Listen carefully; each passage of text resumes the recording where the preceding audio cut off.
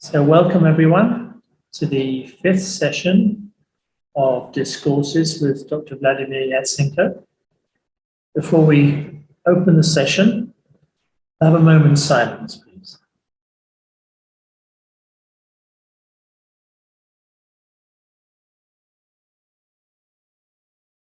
So greetings everyone. A slight reordering of the schedule. Dr. Vladimir will be looking at Tantra for the first half of this session, the Kashmir Shaivism of Abhinavagupta. And the second part of the session will be taken up by an integral paradigm of knowledge. Okay, so very much looking forward to this session and hope you all enjoy. Thank you, James. I have to cover one more topic of Tantra, because Tantra is the closest to us, to the integral yoga in time.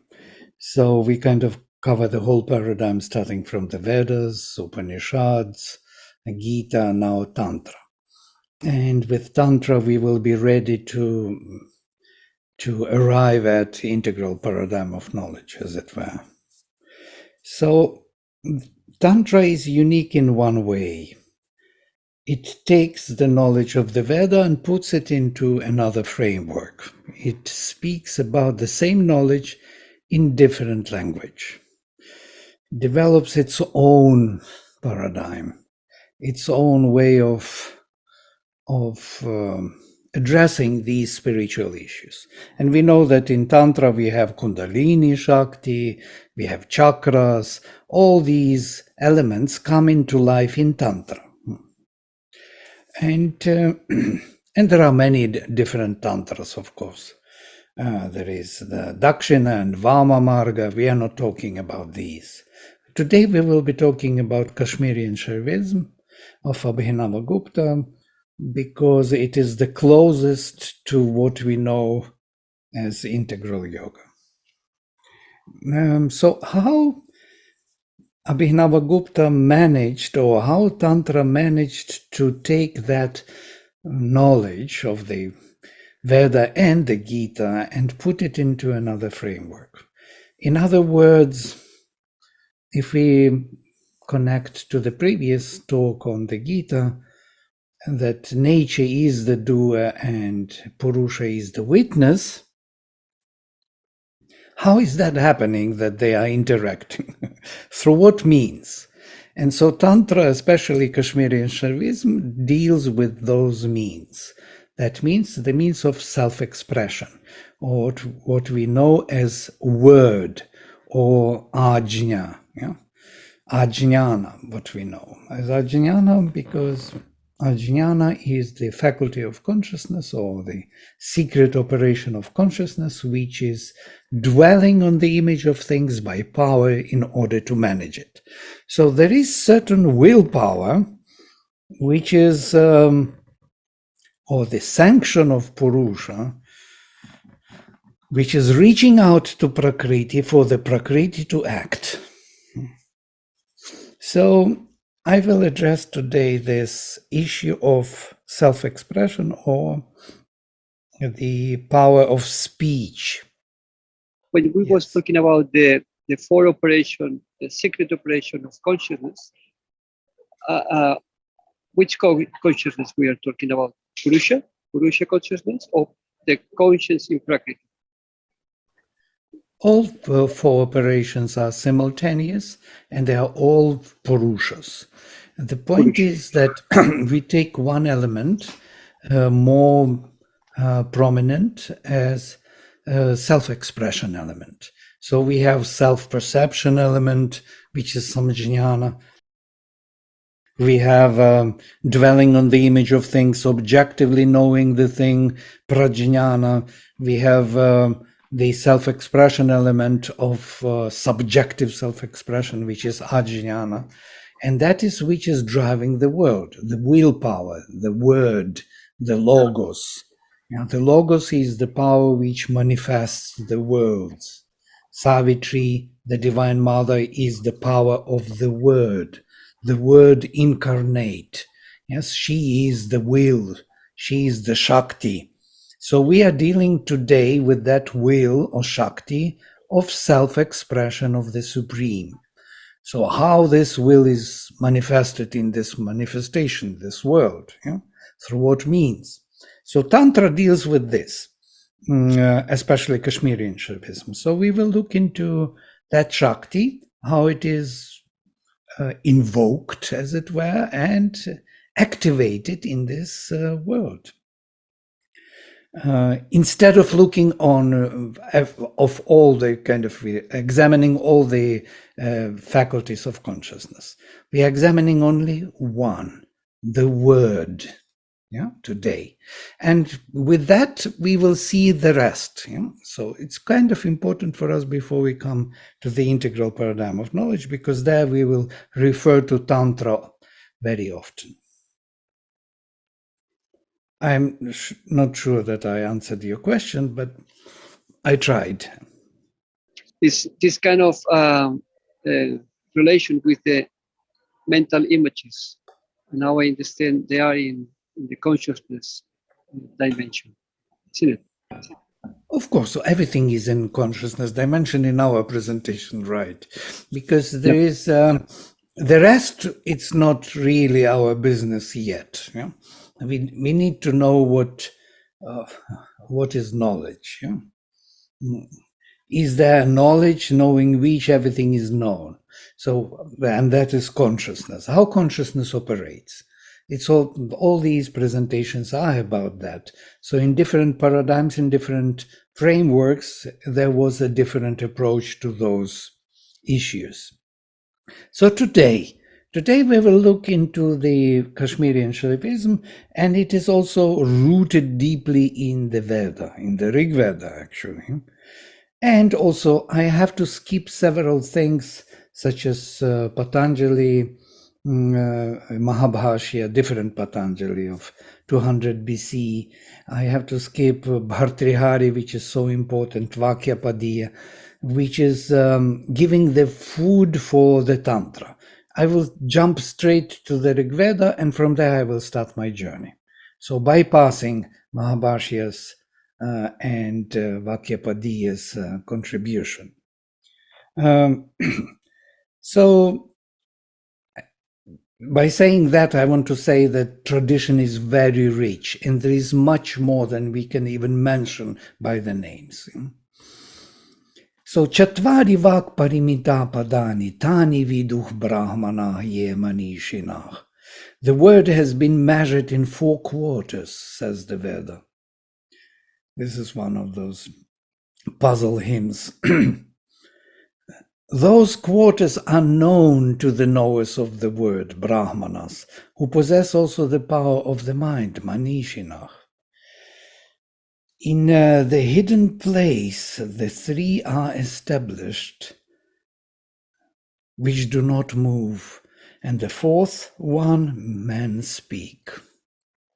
So it is the first mentioning of 4 levels of speech, which we will address in this presentation. So there are 4 hidden parts of the speech, and 1 is manifested.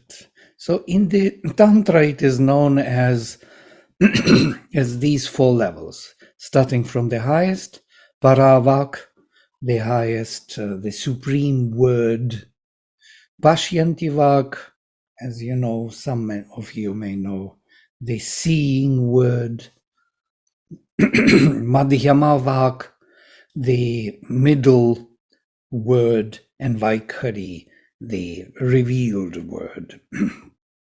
So before it is revealed, there are so many things within which take place before it can be revealed. So we will look into that. In other words, why do we speak what we speak? Who compels us to say, as Kena would ask, yes, that Kena, Ishitam patati preshitam mana Kena pranav prathamav praiti yukta Kene shitam vacham imam vadanti. By whom compelled people speak this word? Why do we say what we say in the moment of time? Why do I say to you this, what I say now? Who compels me to choose these words or these ideas to be revealed? This is the mystery of speech, of self-expression. Why the self has to express itself in that moment of time, in that particular form. So here we are. And so those hidden levels have to be revealed to us. Interestingly, Sri Aurobindo speaks about this in the Upanishads also, in his way, which is corresponding beautifully to these four levels of speech. He says, let us suppose a conscious use of the vibrations of sound, which will produce corresponding forms or changes of form in the manifestation. Let us realize then that a vibration of sound on the material plane presupposes a corresponding vibration on the vital, without which it could not have come into play. And it's quite obvious. Why should my tongue and articulation of thought at all move if the vitality which is moving this physicality is not already tuned and decided? There is a vital movement before the physical movement takes place. That again presupposes a corresponding originative vibration on the mental plane. The mental presupposes a corresponding originative vibration on the supramental, at the very root of things. But a mental vibration implies thought and perception, and supramental vibration implies a supreme vision and discernment. All vibrations of sound on that higher plane is, then, instinct with and expressive of this supreme discernment of a truth in things, and is at the same time creative, instinct with the supreme power, which casts into forms the truth discerned and eventually, descending from plane to plane, reproduces it in the physical form or object created in matter by etheric sound. Thus, we see that the theory of creation by the word, which is the absolute expression of the truth, and the theory of material creation by sound vibration in the ether correspond and are two logical poles of the same idea. They both belong to the same ancient Vedic system. What he wants to say is amazing, actually, is that the same vibration which generates in me thought and articulation in speech, the same vibration is creating the worlds. All the forms, mountains, galaxies, whatever we think. And we will start with a small understanding that actually all the things which we created in our culture, such as all in science, computers, electricity, everything, coffee, everything is somehow connected with our articulation or self-expression in speech, in the word. So we communicate through the word, we express ourselves through the word. So the word has three different functionalities. First is creative, second of knowledge, and third is of action or will or communication. So usually in general linguistics, they recognize only one, that is communicative aspect. But there are two more, creative and knowledge. Knowledge is also connected to the word. Once you express yourself, you can be understood, and the things can be done together.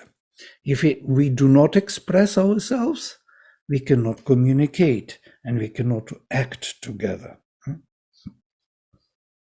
So interestingly, that the same vibration which enters my consciousness and compels me to speak about it, that aha moment, I know what I have to say, now I have to find the way to say it, is the same energy consciousness generates and manifests the worlds.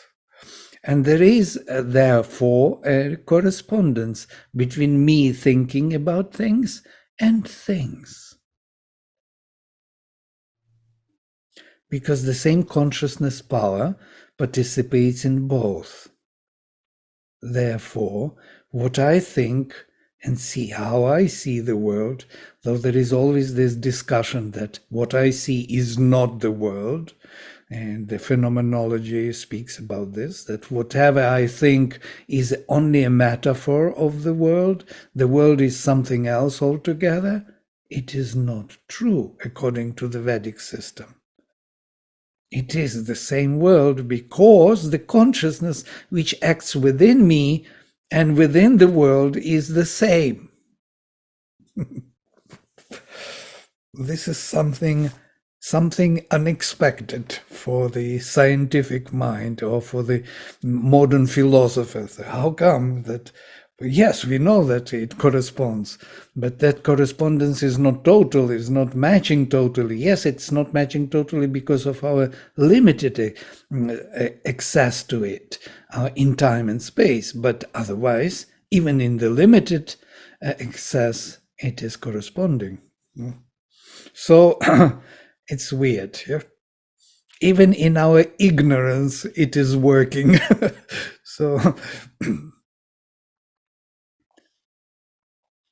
So Paravak, let me cover these few. So Abhinavagupta describes Paravak as the transcendental word, beyond creation, the very essence of the supreme reality, ever present and pervading all. It is thus identical with pure consciousness, Chit, you see, consciousness and the word. So Sat Chit, that very consciousness we try to understand, which is the ultimate reality. It is conceived of as a luminous vibration, spurata. You remember we spoke about vibration. If there is no vibration in consciousness, then being can know itself only as a pure static existence. So that vibration is needed for the being to know any aspect of oneself. Spurata, of pure consciousness itself, carrying within itself the whole cosmic manifestation, which is shining within it without any differentiation yet. There is no difference in this spurata, in the calm vibration everywhere the same. But if there would be any difference, there would be some manifestation of some aspect of the being. So Paravaka is indeed present everywhere in terms of Pashyanti, Madhyama, and Vaikhari, 3 lower levels.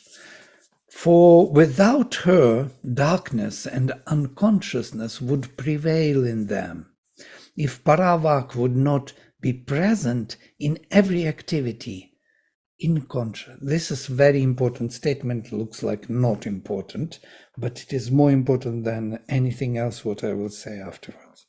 So the supreme speech, the transcendental power, is present on every level of the word till the end, till the absolute manifestation of the physical being or the manifestation of the word. So it's kind of interesting if I will explain this in the way. So if you see this can, and the word can, if I write here can and show you the can, so there are 2 realities which are coming from the same consciousness. Yeah? The word reality of the can, which is working in my consciousness, so to say, and the can as it is, and they are. So if the Paravak would not be present throughout, this would fall into the darkness. But Paravak, the transcendental truth, upholds the whole manifestation in all this physicality, in all manifestation of ignorance. Everything is supported by the Supreme. Otherwise, it would disappear, because there is only one true being, the Supreme Transcendental. That's what he says here. Everything, stones, trees, birds, human beings, gods, demons, and so on, is but the venerable Supreme Word present in and consisting of everything in the form of that is identical with the Supreme Lord. Everything is the divine.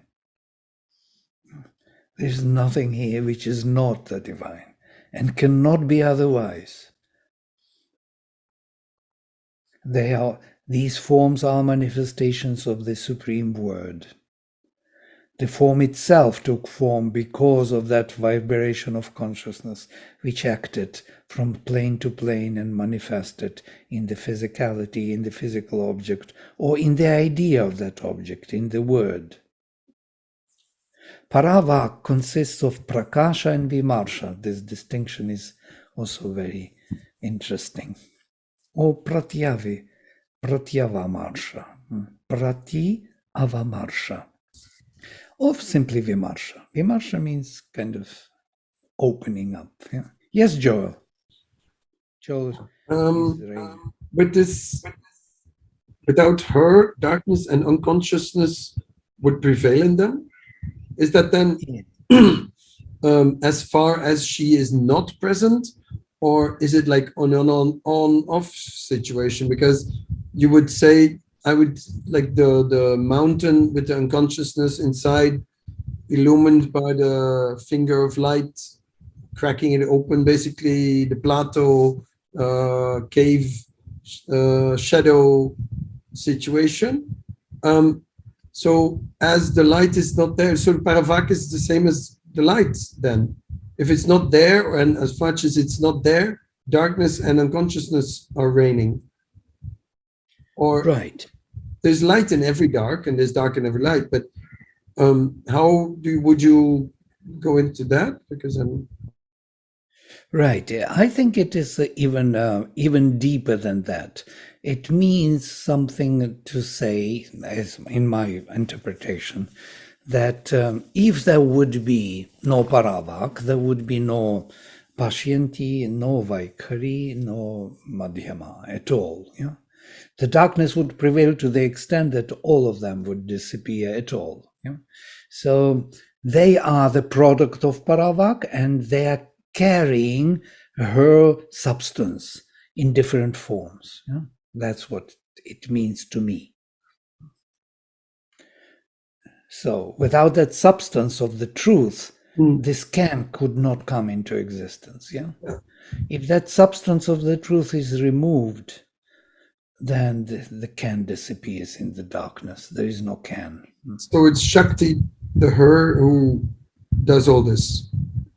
Right. It lightens up the dark, and as far as she reaches, something appears. For us, yeah, when he says darkness will prevail, he means from our point of view in manifestation. When we look from this point of view, when the divine withdraws, yes. So where would we be? We who are manifestations of the divine, we would fall into oblivion, definitely. Vladimir, It's an impossible situation. Yes, Deep. could it also the darkness signify the static element? Like if the dynamic is Shakti and the one without the moment, but it's encompassing the whole. I mean, I don't know how to put it across. The Shiva Shakti parlance, the static and the dynamic. When the vibration is not there, the one which is there, could that also signify darkness without any moment?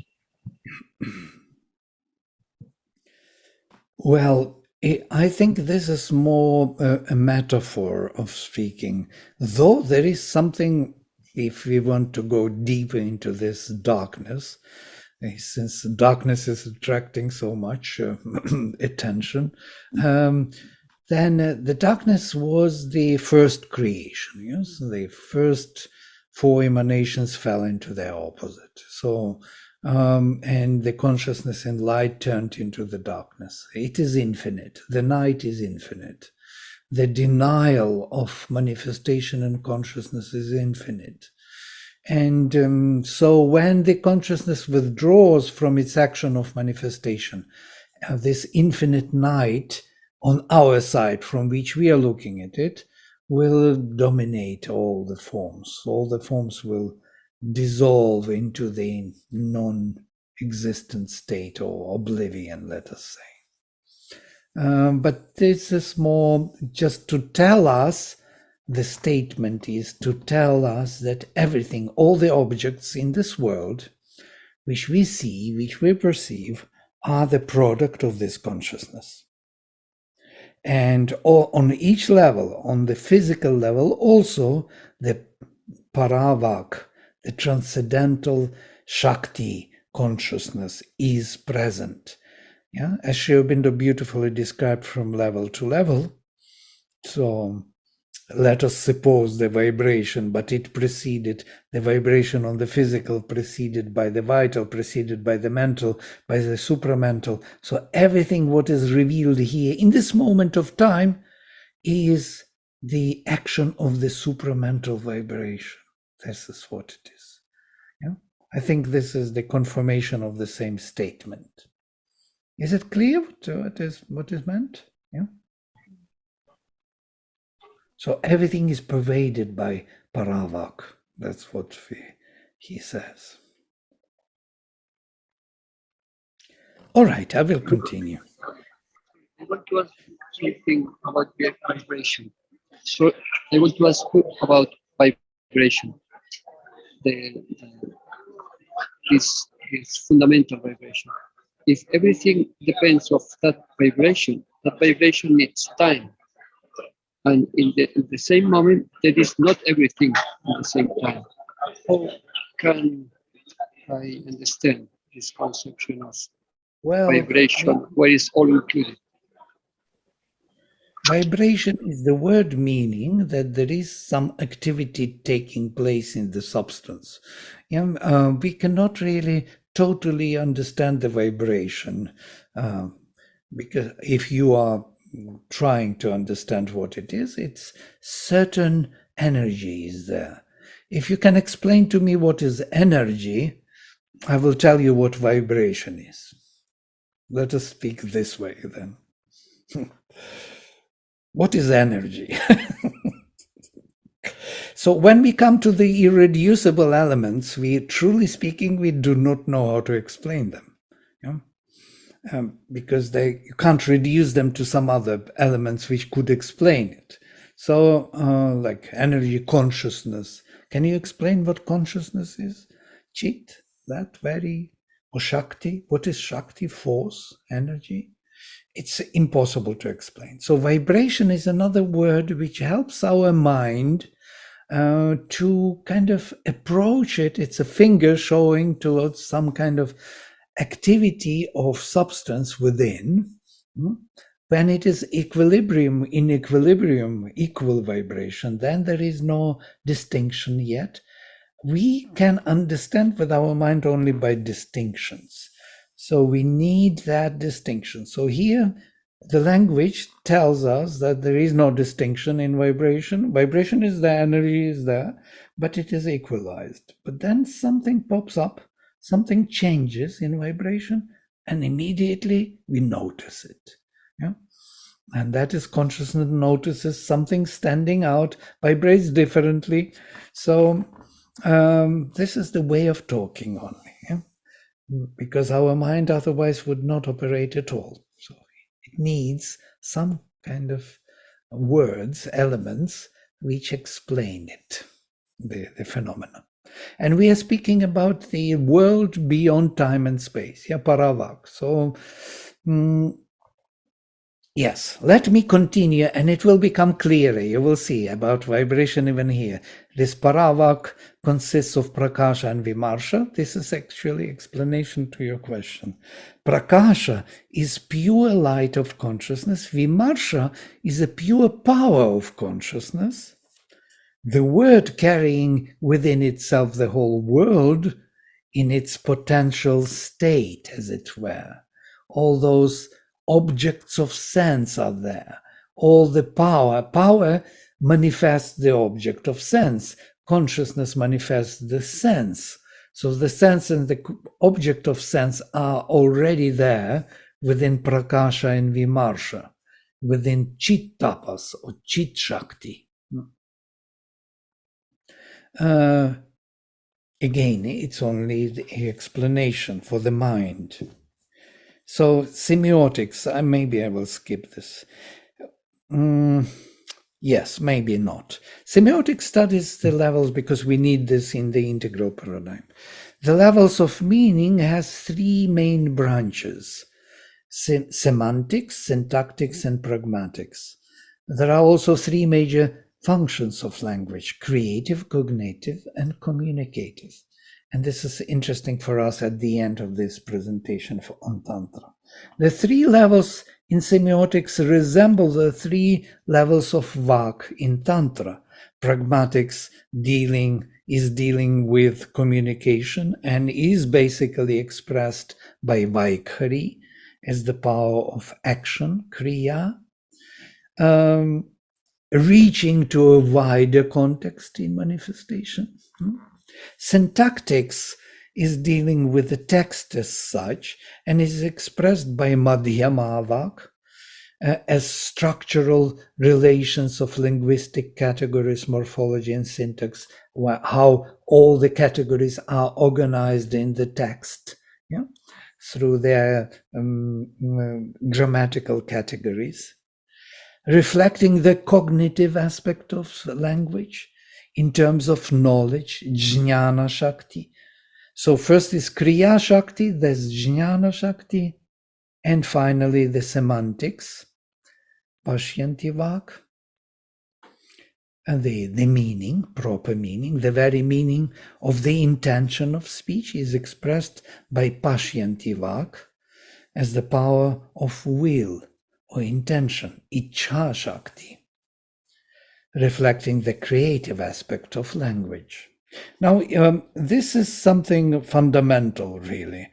It requires thinking, but we will arrive at this at the end of the presentation. It's just the conclusion of the presentation coming before the presentation. So, pashyanti vak. So first was paravak, chit tapas, carrying everything in itself.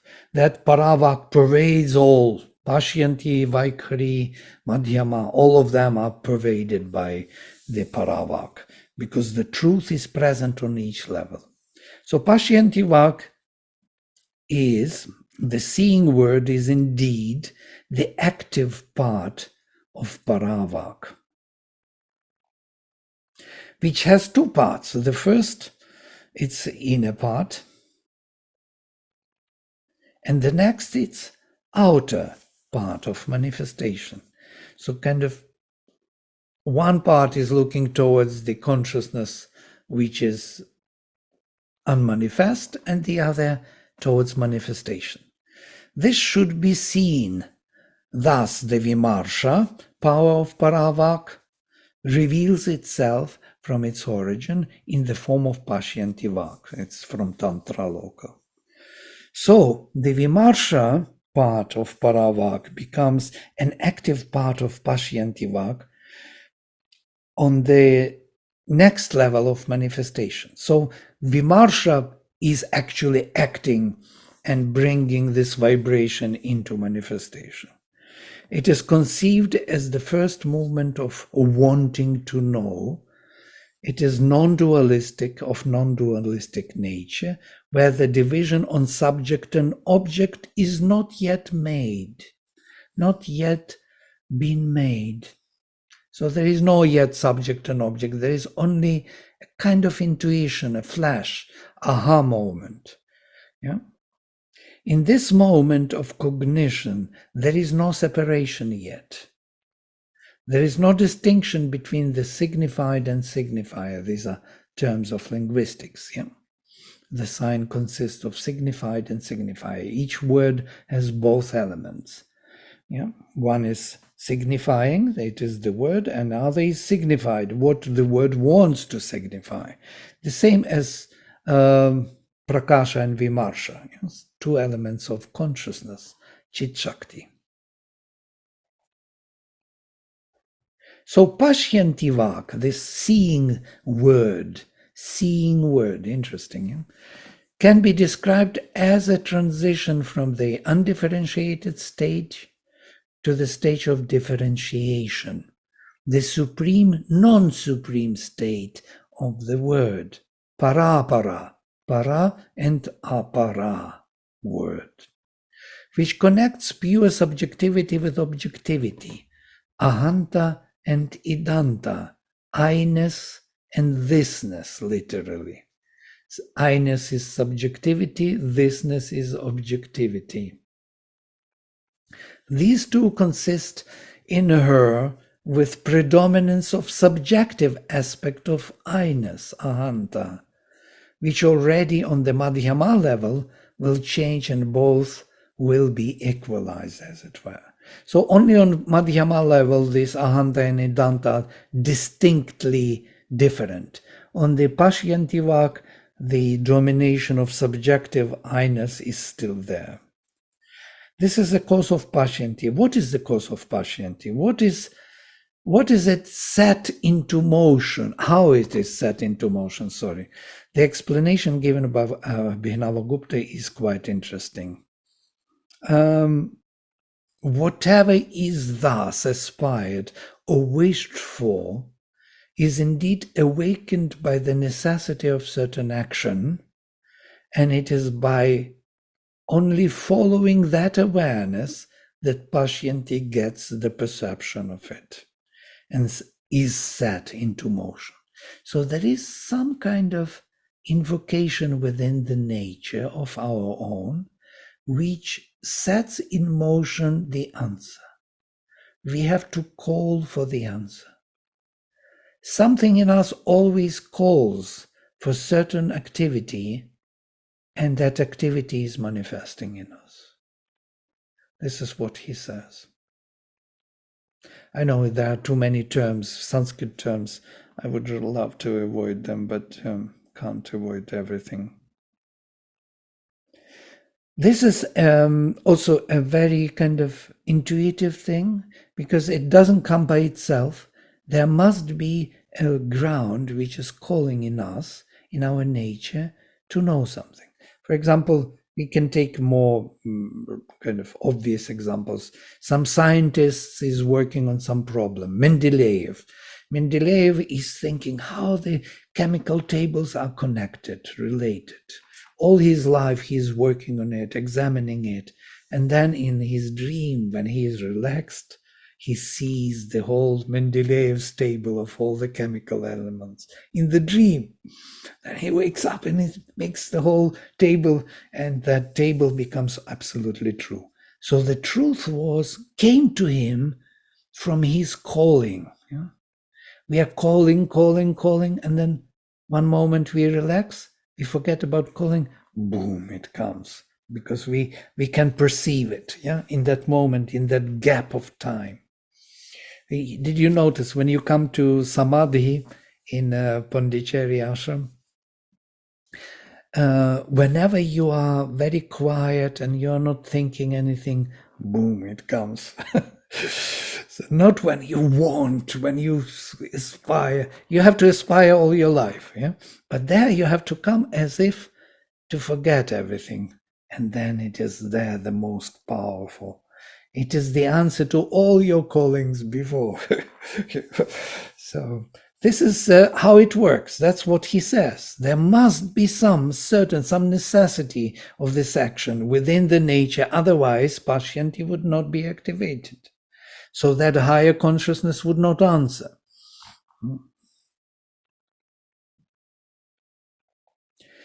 It is interesting to mention here how the hierarchy of Pashyanti-vak, he speaks about the hierarchies of these Pashyanti-vak, is being defined. According to Abhinavagupta, there is always a greater will, Mahapashyanti. So there is not only Pashyanti, which is kind of narrowed down to a particular context or time frame, but there is a Mahapashyanti, which is going beyond that time frame.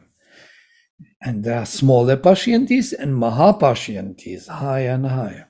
For instance, and he gives the instance, I go to the village, says Abhinavagupta, and it is my main will, Mahapashyanti, but I am leaving my house and it is a smaller Pashyanti.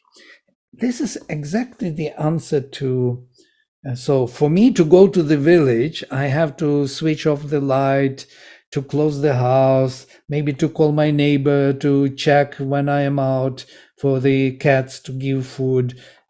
There are many, many things I have to do in order to go to the village. So to go to the village is Mahapashyanti, but there are many, many small things which I have to do in order to go there. Actually, this explains how nature manages all the activities which we discussed in the Gita. When we said that when I am hungry, I think I am hungry.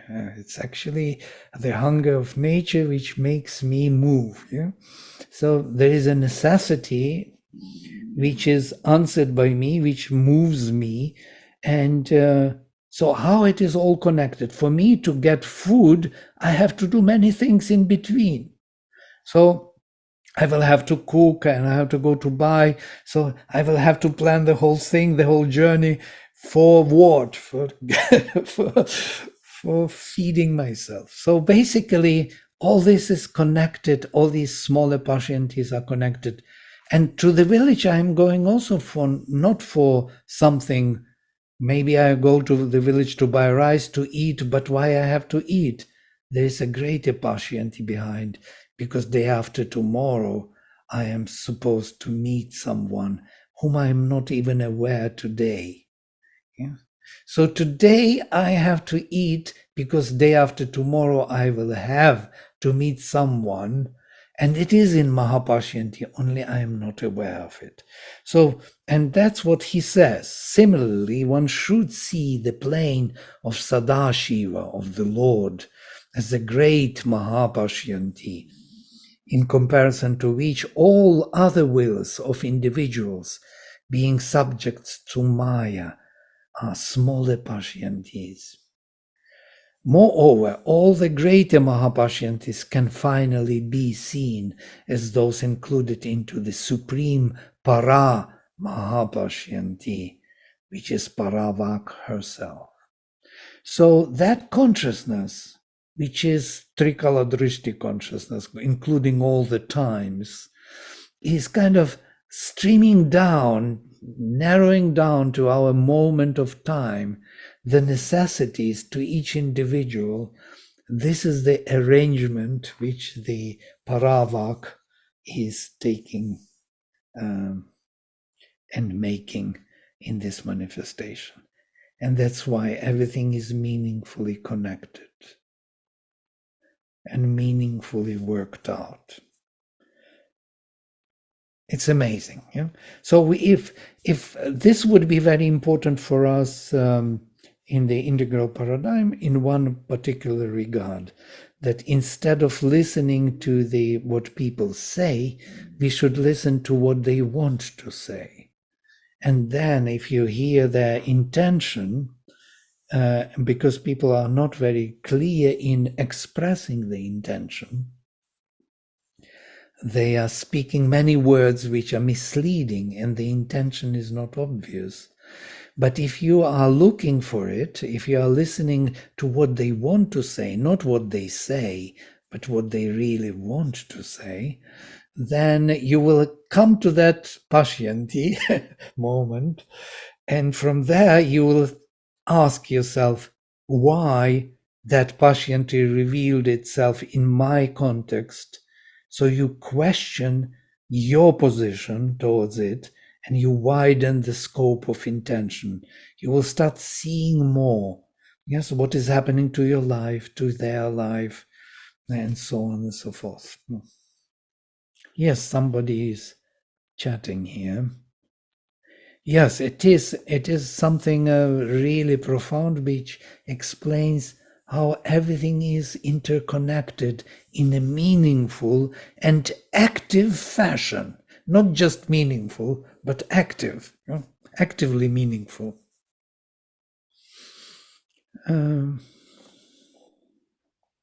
Sorry for the noise because I'm in the airport now. But I want to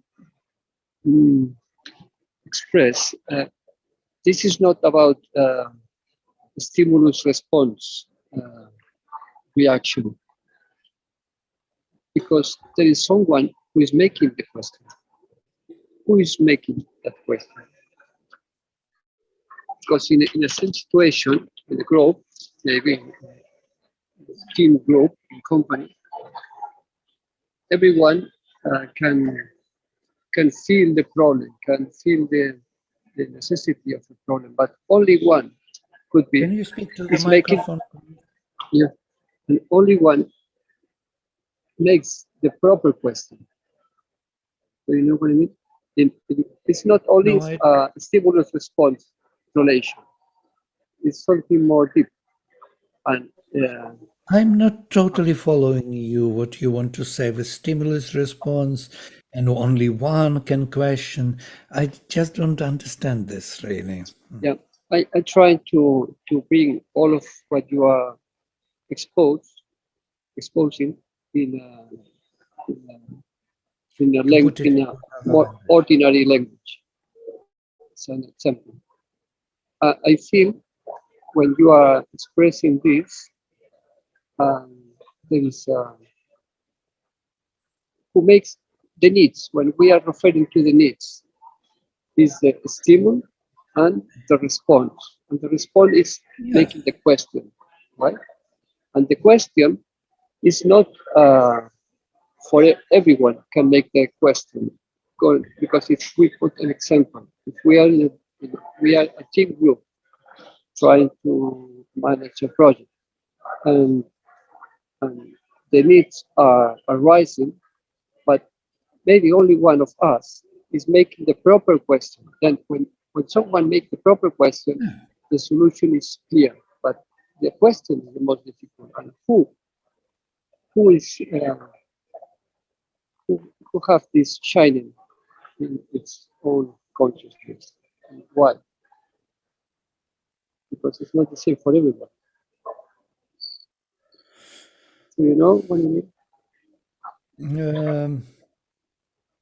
Well, if you could, the question. How we can define the I, the self, in that process of making the proper question. Well, I'm not making yet reflection. Yes, I'm not making reflection of on us, who can, who cannot, why it is. I'm just explaining what Abhinavagupta says, and this knowledge itself, it may illumine you or may not. And for many people, it will be just be above the head. But truly speaking, this is not my even issue. What people will do with it and how they will be doing and who of them will respond to it or not. I'm looking for knowledge. I'm not looking for people who will do what with this knowledge. So this is something very often coming to the question, how it will be used by others, what they will do. Let us see what we can do with it. Yeah, what I can do, what you can do with this, what it tells you. It's much more important for me than for how it will be with others. Because with others is a second stage. The first stage is us. Do we really see the meaning in it? Does it really tell us something? If it does, then how we changed in this way. And maybe I'm wrongly responding because I hardly hear you what you say. It's over the one word I hear you, and I assume that you're speaking about that, but maybe you are not. Maybe you're saying something else. Stimulus and answer are going unconscious for 99.9% of people. Yeah, nobody thinks of anything. Necessities come, people follow the necessities. Yeah? Gita answers in this way that necessities are all done by nature and Purusha is a witness. So taking that position of Purusha as a witness and Prakriti as a doer, we can arrive at Purusha by doing things. Yeah? This is Karma Yoga. We looked into it the other day. So here we are in these kind of two sets of knowledge systems, which are actually developing one another in an interesting fashion. You know? So for me, the knowledge is most interesting, more interesting than even application of it. So I'm not speaking about application yet. The last three presentations will be about my research in application, and there you will see IPK, so-called Integral Paradigm of Knowledge. But now I'm kind of preparing the ground, the richness of the ground. I'm kind of putting a lot of compost into it before the flowers grow. Yes, thank you. In some way, you solved my question with the same metaphor. Thank you. I can't hear you well. This is the problem. Yeah, sorry, your voice is breaking all the time, and is it clear to someone? Yeah, sorry for this that you cannot. But with stimulus and answer, it goes unconscious. Unless you write, of course. If you write, we can look into it. Yes, you can write. Oh, you are in the airport. Okay. All right, we continue then. Because I have to finish it's only first presentation and I have to have another one. Maybe next day I will cover everything in one go then. All my research. My research is less important. This is the more important. Madhyama literally means mediating speech between the undifferentiated and the differentiated levels of the word. It is still a projection of the paravak together with pashyanti. So we should remember that paravak is present in Madhyama also. Only on this level, the language finally appears as the division on phonemes, words, sentences. There are elements in it which are all meaningfully connected. If on the level of pashyanti, it was still involved, enclosed, as it were, samvartita, kind of turned onto itself, not yet vivartita, not yet revealed, but then on the level of Madhyama, it is unfolded into the mental distinct categories of language, grammar, subject, object, yeah, idanta, ahanta, thisness, I-ness, subjective, objective. So it is on this level only that the distinction between vachya and vachaka, the signified and signifier, takes place. Now, when these two are combined as a sound, being a substance of language, the expressive and the creative element vachaka, and the creation, that which is to be expressed by it vachya, they together represent the power of the goddess called Parapara, supreme, non-supreme, which is the essence of Madhyama Vak. So the Madhyama Vak is already putting it into the language. If Pashyanti Vak is aha moment, like I know what to say, what to express, but I don't have yet words, then I have to invite words from the language to fill it in and to create a text which will express that aha moment.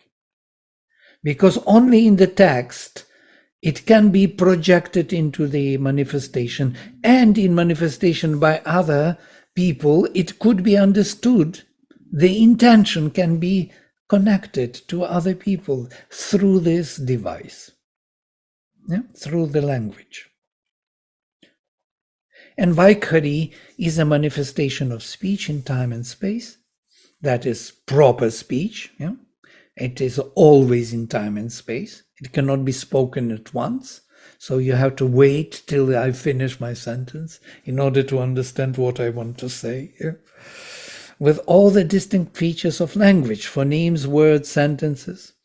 According to Abhinavagupta, Vaikhari is only a completion of the process of Paravak. This is the end of Paravak process of the transcendental consciousness, which started with Pashyanti, led through formulation of the elements in Madhyama and manifested in Vaikhari. Paravak is present throughout the process of manifestation and is always there before and after the manifestation of the word. So Paravak, with its intention, is present before I spoke and after I spoke. It reminds me of the silence within the music.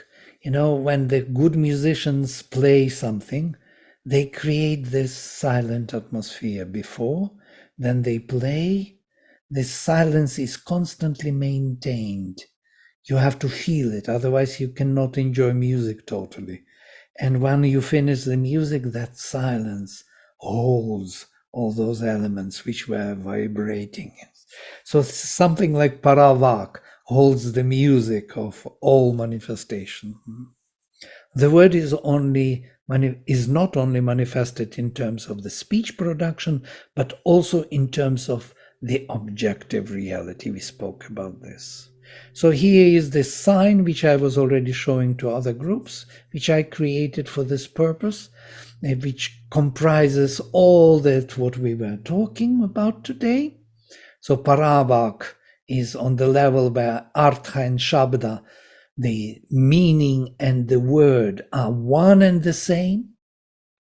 So the meaning of this cup and the cup are one and the same on the level of Paravak. The power, the object, and the meaning are one and the same on Paravak. On the Pashyanti Vak, they start separating, though they are still one, as you see. The separation is already being formed, but it is not yet come into existence. On the level of Madhyama, Idanta, on one side, thisness, objective, Artha, and Ahanta, I-ness, subjective element of these Vachya and Vachaka. Interestingly, that even in the word, the word is more objective. If I write a cup, it's an objective manifestation of the word. Or I say it, it's an objective manifestation of the word. Or you see the cup, it's an objective manifestation of the word in the form. So either in the form of the word or in the form of the object, but it is still a manifestation of that Artha Shabda Paravak.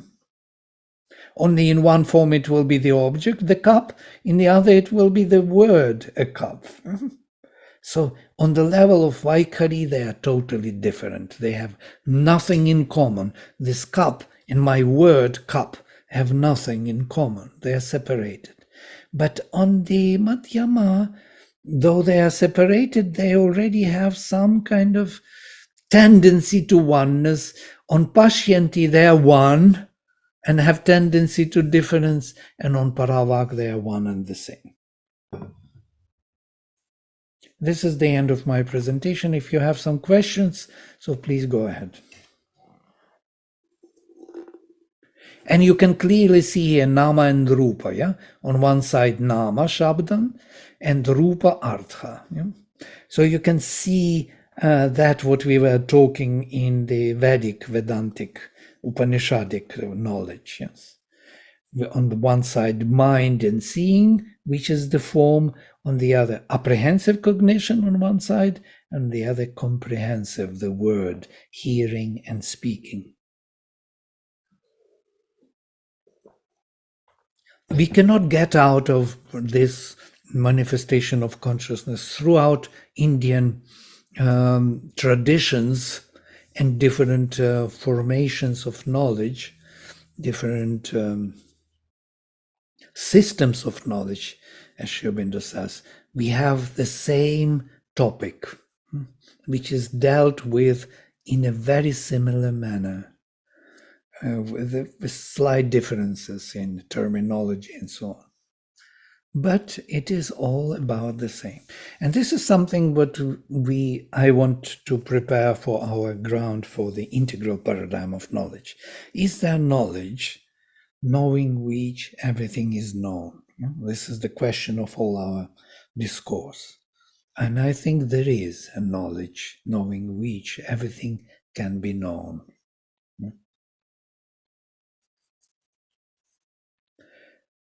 Of course, it is not that knowledge which answers you everything immediately and you have in your pocket. It's not that. It is the attitude or the poise of consciousness which always leads you to find the right answers. That is the knowledge. Knowledge cannot be a possession. Knowledge is something which, it's a state of consciousness, yeah? Self-realization. Comes back to the psychic being again for me. Right. Lovely. Psychic being. By the way, today I read such a beautiful, powerful statement of the mother. Coming back to the psychic being, let me find it for all of us. Wait a minute. This is the statement of the...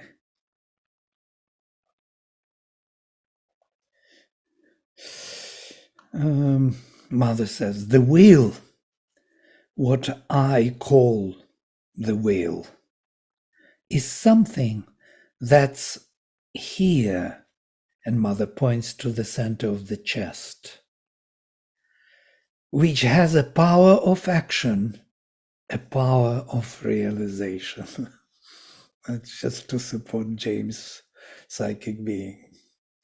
If there is a will at all to act upon not from the perspective of the nature, as Gita was giving us a way to find our unborn self, Gita built the system which helps us to discover ourselves in action. But if there is a will from our own side at all, which can act upon this manifestation, it can be only psychic being. This is the only individual will which can be true. The rest, the arrangements of nature. But to arrive at this psychic will as the action creating the worlds, we need much more. First of all, we need to find our unborn self before, then we have to discover that this unborn self is not totally inactive, not only Sakshin, but it is also Anumanta who gives sanctions, and then he is Ishvara, and in that sense psychic comes forward. Yes, Nilima, you are saying something. I just was reflecting on what we were listening, and I just wanted to share it because it's very strong. And I was, when we're studying empathy building in our trainings and psychology course, and all of a sudden I realized that this whole talk therapy, and if we can delve into what you've just spoke about, I think we're talking so much about empathy. I mean, it takes empathy to a very different level. And to be able to connect at that level with another, the whole counseling process would just, right now, the only word that comes is just go through the roof. Yeah, I just wanted to share that. Thank you, Well, Vladimir. thank you, Nidamari. I totally agree with you. If we can learn not to listen to what people say, but what they want to say, let us say it like this, yeah? Yeah. Not what they say, because they say many things, yeah? And they mean something else. That's why they always ask, do you know what I mean? Because truly speaking, they themselves cannot express it, only feel it. But if we concentrate on rather than on the words, which we usually do, yeah, we jump on the words, start criticizing the words, start thinking something else, then of course the whole communication will change and we will be much more efficient and much more to the point. Mother says our communication process is so approximate because every time when we listen to someone else, we take it in our own context. Yeah, we don't take it in their context. So I am in my context, you tell me something, I listen to these words, they trigger in me something there, and I answer to you from that. So we are like those, we're just bouncing, we are not really penetrating, we are not staying within the same. She says to have really true communication, one has to rise far above all the preferences of your own context, and from that height to see what the person wants to say, the intention, the truth. We have to even find the truth in that what person wants to say, not what the person says, because he may say no truth, but he wants to say the truth. So if we find that, we are in the safe ground and person will be very happy to communicate then. Yes, Yeah. Deepti. Yeah, Vladimir, I mean, this is an aha moment after listening to Nilima also.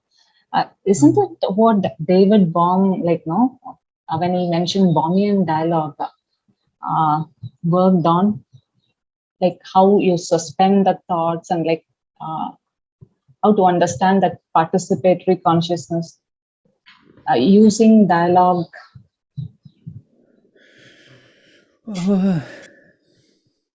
Yes,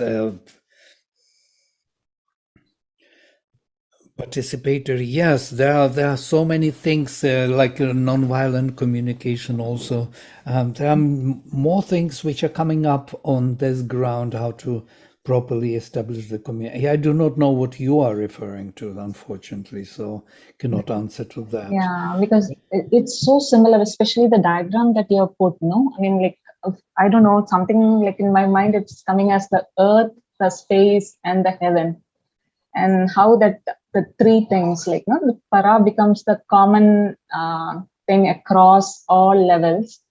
And you also mentioned about when scientists is deep in thought, he's put in all his effort and everything in finding out. His mind has been very active, but then he suspends everything, and in those moments of silence, that revelation happens. So he is able to maybe touch upon that para. I don't know how to put it, and then Bohmian dialogue, the same thing happens. Like when you are deeply there and you go into generative listening, there's a kind of emergence happening. The mind is not active, but that's also the power of intention, the power of will or desire. They speak about this in many courses, saying that whatever you desire, you have to desire it strongly. And then Mother says that every desire comes sooner or later. The problem that it comes later, and then when it comes and being realized, you don't need this anymore. You desire something else. And that creates a mess in your life because you receive always what you want.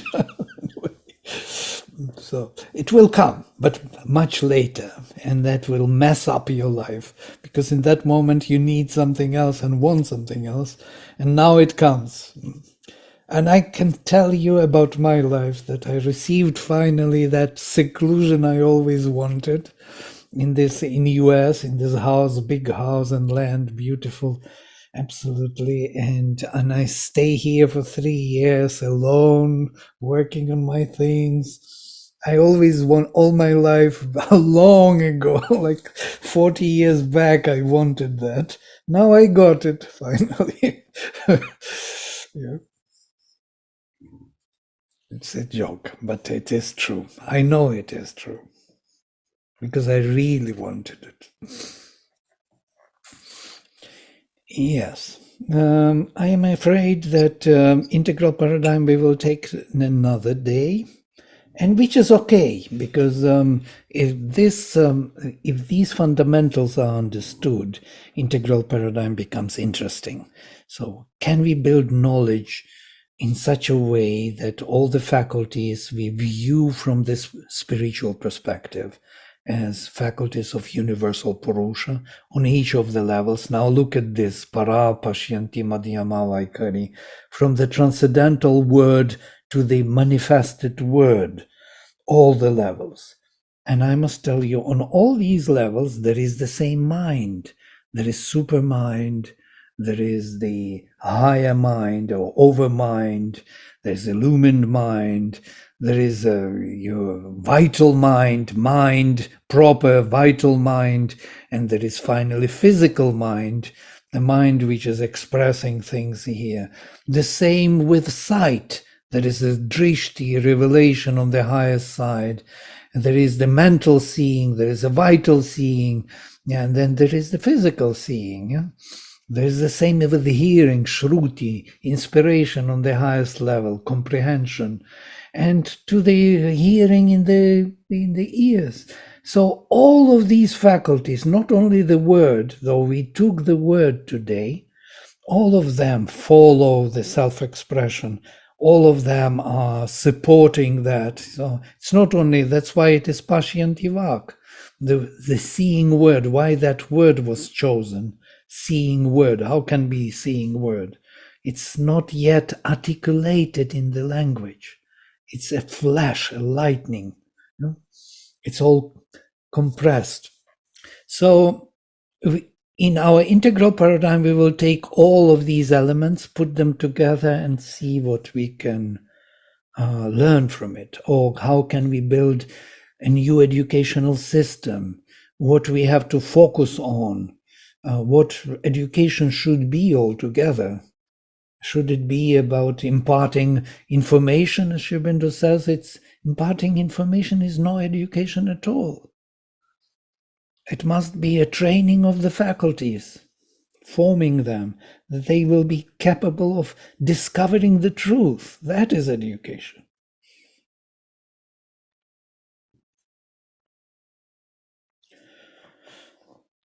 Right. Oh, there is something here. Wait a minute. Thank you, everyone, for this today. Yes, Tantra took a little longer, but what can we do?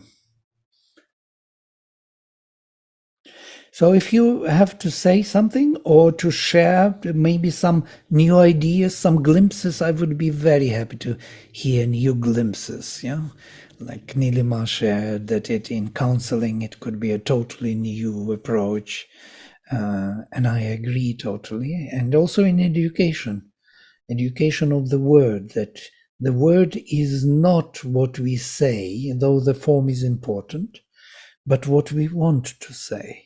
That is the word. So you may express yourself not only in the verbal word, you can express with gestures, with body language. You can express yourself in different languages.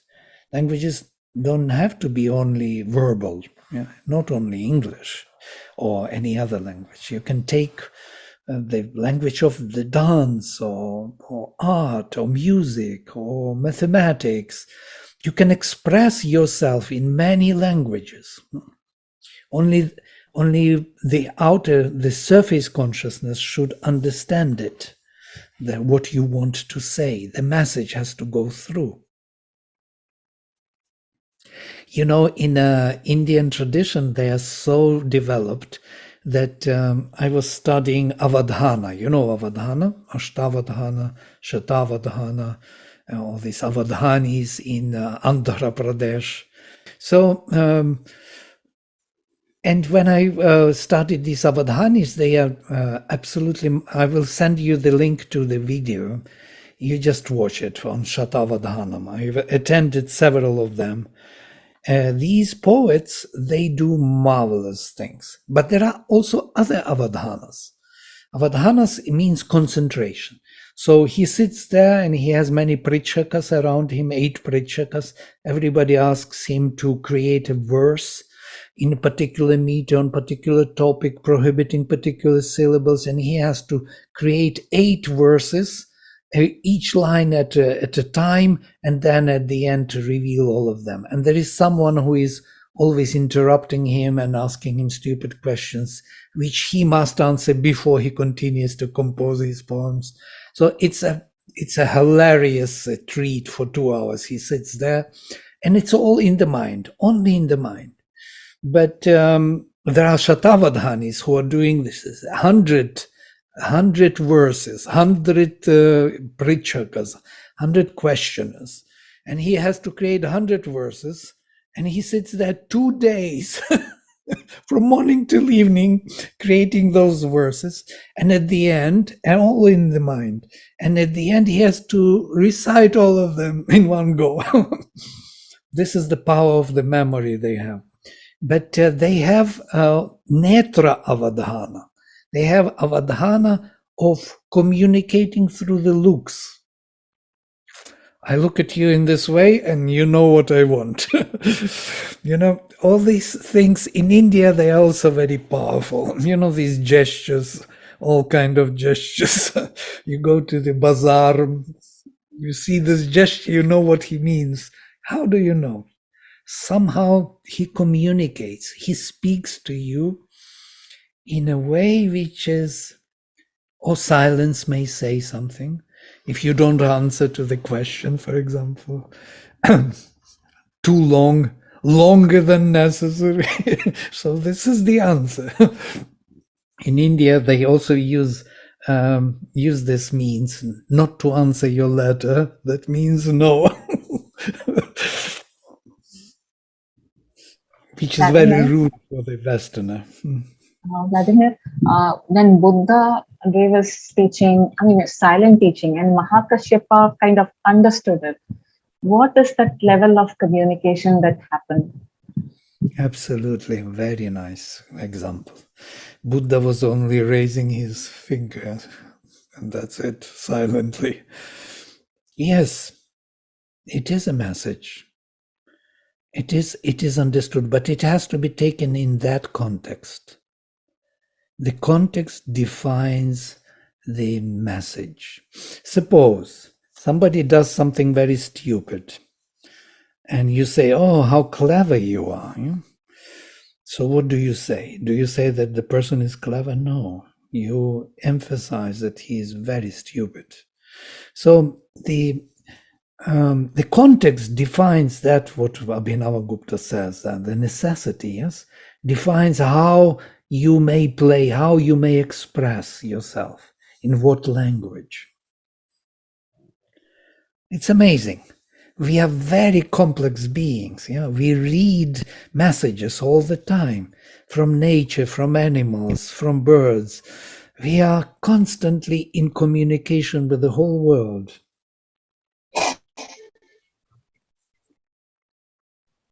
Is it possible to understand just the vibrations from the vibrations of a person? I mean, yeah, definitely. Also, yes, vital message you will get. The person is vibrating so severely that you want to run out of that room. Yeah. Like Ramana Maharshi, for that matter. Like, or Ramana Maharshi, yeah. You want to come and stay at his feet forever. Or you come to Samadhi and you just melt like butter and you don't want to leave. Yes, absolutely. Absolutely. We communicate on many levels. There are many languages which we perceive, understand, because we are part of this communication of Paravak pervading all. Yes, we carry within ourselves an atmosphere, don't we? Yes, absolutely. We build up and we carry it and we communicate it. That's if I am in a right state, I radiate the right state, and others, it's contagious. Others take it. They feel safe. They feel happy because I am happy. They feel unhappy when I am unhappy. Though I'm doing right things. Yeah, yeah. Sometimes the medium of words distort communication, don't they? Very often. Yeah, if you listen to the words, especially, yes. Yeah. If you listen to the message, it will not disturb us so much. Yes, the intention. Yeah. Mhm. In the university, we had a very interesting course in the linguistics, which was called the presumption in the text. Presumptions and presuppositions. This is actually very helpful for our purpose of defining the intention. For example, the teacher comes, this was an example in the course, and I'm using it all the time. The teacher comes to the classroom, enters the classroom and says, for example, Nilima will go to Chennai today. What does he really say?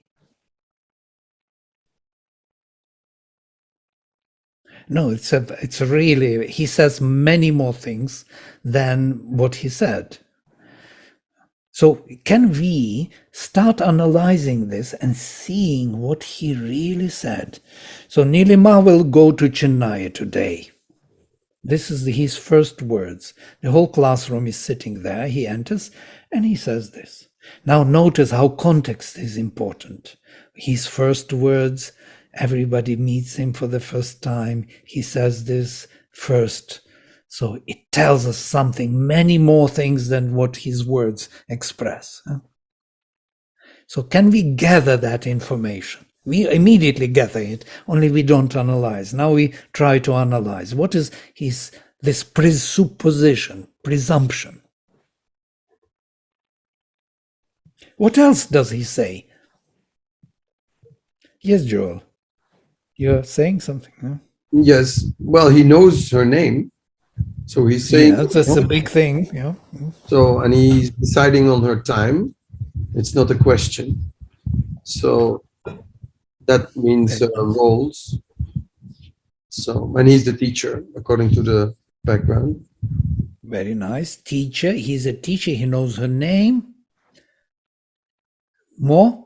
Let us open the bank and fill it with all kind of things which are coming from this word, from this sentence. Well, he came in, no? It was the first thing he said when he came in, and it was the first time in class? And how does he know her? No, of course, he comes to the same classroom, only the first thing he says to the class that he is in the class, he is the teacher of this class, but he comes to the class, enters and says, Nilima will go to Chennai today. If Nilima is going, what about the rest of us? Very nice. Who is talking? I can see your faces. Deepti. Sorry, my video, Deepti. I don't know, it's not working. Even I've switched it on, but... No. Oh, sorry. Deepti, yes. This is a very good intuition. Now, he distinguishes her from the rest. That means what? He tells that you, Nilima, will go, and others, what about others? Why does he say to the class that you will go to the class, not? That means that there was a discussion who will go to Chennai before, and the class knows about this, and they're waiting for the decision to be made by someone. Look how much more it means than just one statement. So this presumption is that Mahapashyanti, which is kind of lurking from somewhere, that Nilima will go, and so somebody else will not go. There was a discussion, and that person was denied the choice to go to this, and maybe already sad and crying there in the corner. We do not know. Maybe not, maybe happy, because now Nilima will cry that she will go to Chennai today. Nobody wanted to go, we do not know. But these are presumptions which are all impacting this small span of time. And there is more to it. Why to go to Chennai? There is something to do. That everything is inbuilt in this simple sentence. This we have to learn to listen to each other in this way. Yeah, presupposition. What do you really want to say? Not what you say. Okay, great. This was yes, this was joyful. Anyhow, this is my favorite topic because I'm from general linguistics background.